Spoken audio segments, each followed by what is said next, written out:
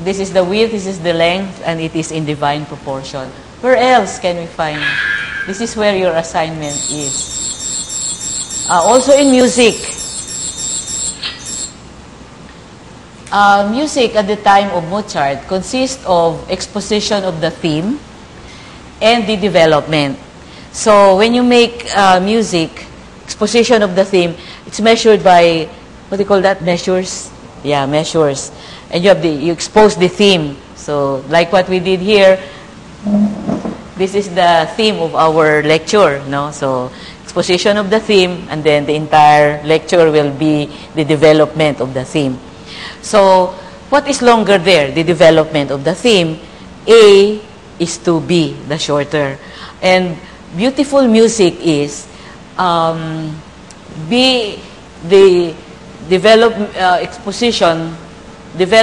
of the theme, development of the theme divided by the exposition of the theme. Now, researchers found out that Mozart's music is very close to 1.62 divine proportion. Now, we do not know if Mozart knows about divine proportion, so he made it that way, or ouido, hearing. By hearing, it's beautiful music if it is done this way. That's why pregnant women are advised to tie tapes here, or MP4, MP3, whatever, and put in their Mozart music, because it will relax the child and it will enhance good development of the child. There. Where else? And of course, as I said, in all the various parts of your body. So, sa mukha ng tao, mula ilong hanggang bibig, here, and then from the nose, it should be the base of the nose. So here, A is to B, and this is in divine proportion. I mean, nature, divine, that, or, and so on. What else? Mula ulo hanggang baba, length of the face and width of the face.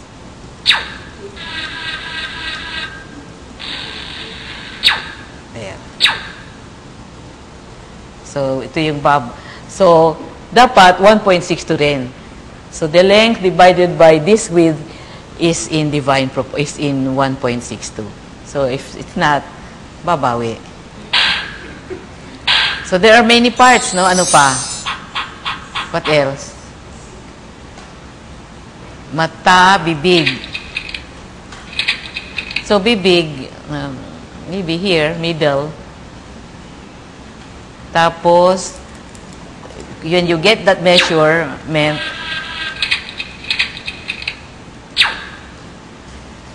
mata, ilong. And then, ilong will be here, no? Hindi yung top, dito sa base. Saan pa? Sa tao. Mula ulo hanggang talampakan. So you can, and then,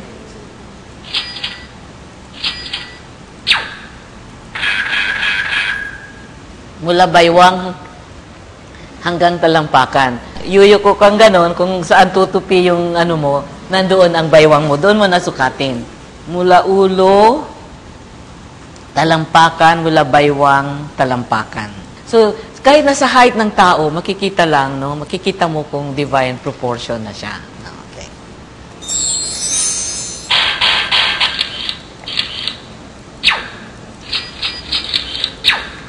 Mula ulo hanggang baywang, up to waist.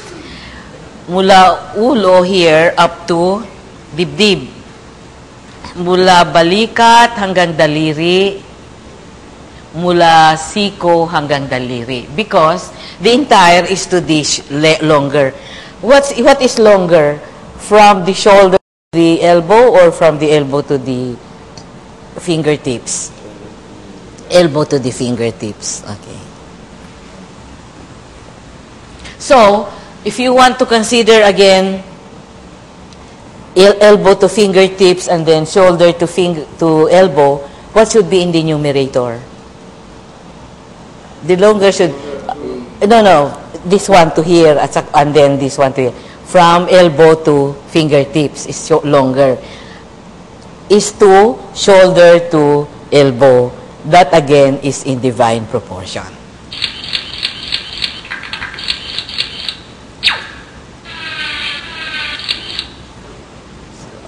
This one. So A is to B. Elbow to fingertips as shoulder to elbow. Yeah. Now, for animals or even dogs, pero there are dogs that are very long. So, well, baka at kalabaw. Mula nguso, from here to the tail, it should not be straight, no? I mean, relax lang yung tail niya. That's A.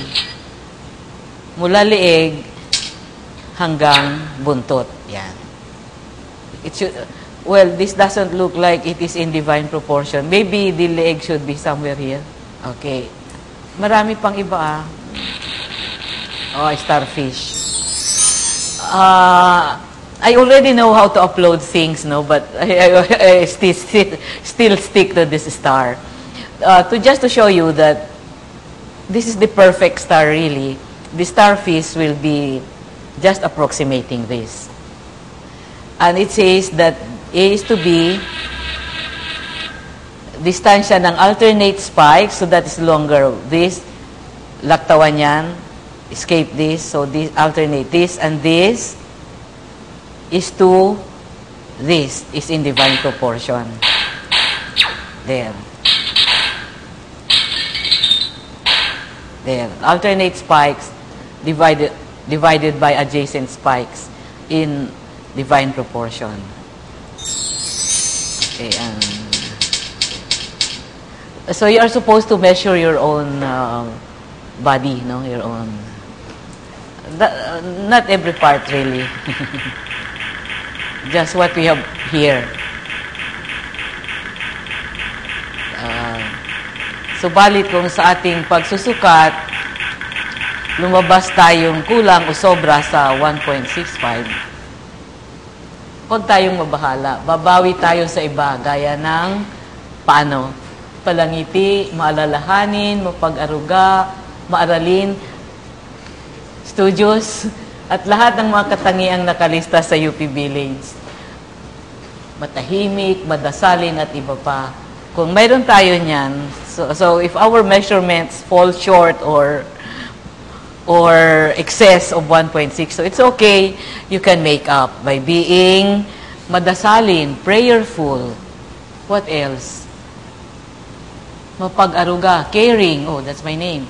Maalalahanin. I just thought of it since I'm translating. Maaruga, that's my name. That's Karing. What's this? Maalalahanin. Maalalahanin. Thoughtful, yes. Palangiti. What? Always smiling. So, if it's not exact, then it's okay. Because also in your TMAs, I asked you to measure. Lihis means the difference between your actual measurement in 2 decimal places and 1.62. And even 1.62 itself is already approximate. It's not the exact thing. So, tayo pa rin ay mala-Diyos at mala-Diyosa at higit sa lahat, ginintuan. So, we are still, what is mala-Diyosa? We are still divine, but most of all, golden. That's ginintuan. Okay, tapos na, palakpakan na yan. So that ends our lecture. Thank you very much.